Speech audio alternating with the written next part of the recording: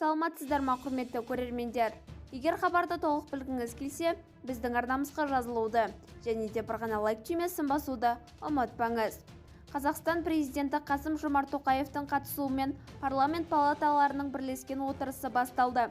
Ауыл тұрғындарына 5-7 жылға жылдық өсімі 2,5% болатын шағын несие беріледі, деп мәлімдеді Қасым-Жомарт Тоқаев.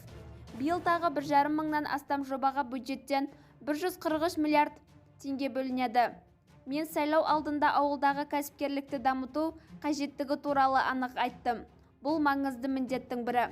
Оны ауыл шаруашылығы кооперациясы арқылы жүзеге асыру керек. Сол үшін ауыл аманаты жобасы қолға алынады. Ауыл тұрғындарына 5-7 жылға жылдық өсімі 2,5% болатын шағын несие беріледі, деді президент. Бізді бақылауды жалғастырыңыз. Арнамызға жазылып, бір ғана лайк түймесін басуды ұмытпаңыз. Сау саламат болыңыз.